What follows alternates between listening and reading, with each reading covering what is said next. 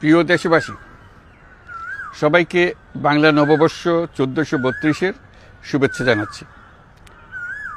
শুভ নববর্ষ। পহেলা বৈশাখ আমাদের প্রাণের উৎসব, বাঙালির সার্বজনীন উৎসব। পুরো পৃথিবীতে যেখানে যেখানে বাঙালিরা আছেন, আজ আমাদের সবার আনন্দের দিন, বর্ষবরণের দিন। বাংলা সাল গণনা শুরু হয়েছিল কৃষিকাজের সুবিধার জন্য, ফসলি সন হিসেবে। এখনও এদেশের কৃষকরা বাংলা তারিখের হিসেবেই বীজ বোনেন, ফসল তোলেন। বাংলা নববর্ষের এক অবিচ্ছেদ্য অংশ হালখাতা। এখনকার আধুনিক সময়েও এখনও এই হালখাতার ঐতিহ্যকে ধরে রেখেছেন বাংলাদেশের হাটে বাজারে, শহরে বন্দরে। নববর্ষের বৈশাখী মেলায় বাংলাদেশের জেলায় জেলায় উদ্যোক্তারা সারা দেশে ঐতিহ্যবাহী শীতল পাটি, মাটির হাঁড়ি পাতিল, খেলনা, হাত পাখা ইত্যাদি তৈরি করে নিজেদের সৃজনশীলতাকে তুলে ধরেন এই দিনকে উপলক্ষ করে।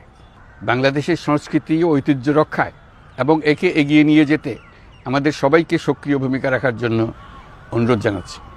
আমাদের এইসব ঐতিহ্য যেন আমাদের নিজেদের মধ্যে সীমাবদ্ধ না থাকে, আমাদের সংস্কৃতি যেন আমরা ছড়িয়ে দিতে পারি বিশ্বের দরবারে।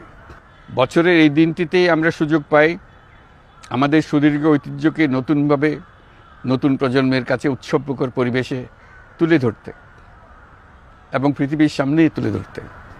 পাহাড় ও সমতলের বিভিন্ন জাতিগোষ্ঠীও চৈত্র সংক্রান্তি ও নববর্ষে এবার বড় পরিসরে উৎসব উদযাপন করছে। পহেলা বৈশাখ সম্প্রীতির দিন, মহামিলনের দিন, আজ সবাইকে আপন করে নেওয়ার দিন। এবারের নববর্ষ নতুন বাংলাদেশের প্রথম নববর্ষ। আসুন আমরা বিগত বছরগুলোর গ্লানি, দুঃখ, বেদনা, অসুন্দর ও অশুভকে ভুলে গিয়ে নতুন প্রত্যয়ে, নতুন উদ্যমে সামনের দিকে এগিয়ে চলি। চলুন নতুন বাংলাদেশ গড়ে তুলি।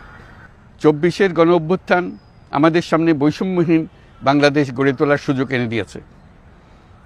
এই সুযোগ যেন আমরা না হারাই।